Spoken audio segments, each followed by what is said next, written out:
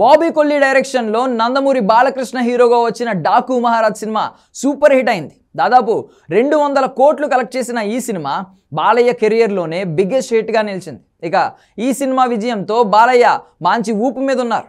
అందుకే అఖండ cinema sequel కూడా వేగంగా కంప్లీట్ చేసే ప్రయత్నం చేస్తున్నారు. ఇక డాకు మహారాజ్లో బాలయ్య యాక్షన్కు అభిమానులతో పాటు నార్మల్ ఆడియన్స్ కూడా ఫిదా అయిపోయారు. ఆ వయస్సులో బాలయ్య అంత ఎనర్జెటిక్గా యాక్ట్ చేయడం, అలాగే డ్యాన్సుల్లో కూడా బాలయ్య దుమ్ము రేపడంతో అభిమానులు పండుగ చేసుకుంటున్నారు. ఈ సినిమా సంక్రాంతి కానుకగా రిలీజ్ అయ్యి ఎన్నో రికార్డులను బ్రేక్ చేసింది.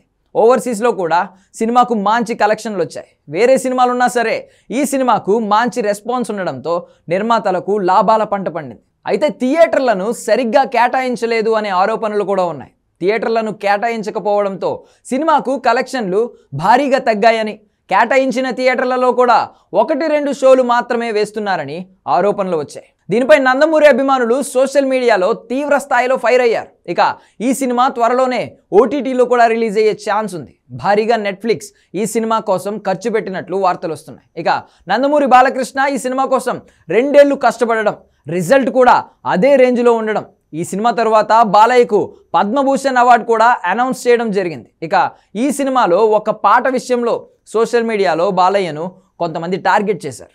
ఊర్వశి రౌతలతో బాలయ్య వేసిన స్టెప్పులపై అభిమానులు కూడా కొంతమంది నెగిటివ్ కమెంట్స్ పెట్టారు. దబిడి దిబిడే అనే సాంగ్లో బాలయ్య వేసిన స్టెప్స్ అభ్యంతరకరంగా ఉన్నాయని కొంతమంది విమర్శించడం మొదలుపెట్టారు. అయితే సినిమాలో మాత్రం అలా లేవని, కేవలం ట్రైలర్ చూసి అలా అనుకోవద్దని కొంతమంది సినిమా చూసిన తర్వాత కమెంట్ చేశారు. ఇక దీనిపై ఊర్వశి రౌతల రియాక్ట్ అయింది. బాలకృష్ణ ఫ్యాన్స్ని దృష్టిలో పెట్టుకుని శేఖర్ మాస్టర్ ఆ స్టెప్స్ ప్లాన్ చేశారని, ట్రైలర్ రిలీజ్ అయ్యే వరకు అవంత అభ్యంతరకరంగా ఉన్నాయనే విషయం తాము ఎవరు అబ్జర్వ్ చేయలేదని కమెంట్ చేసింది. ముఖ్యంగా మాస్ ఆడియన్స్ను అట్రాక్ట్ చేసే విధంగా ఆ సాంగ్స్ ప్లాన్ చేసినట్లు శేఖర్ మాస్టర్ తెలిపారు. ఇక ఈ సినిమా ఎప్పుడు ఓటీటీలో రిలీజ్ అవుతుందనే దానిపై క్లారిటీ లేదు.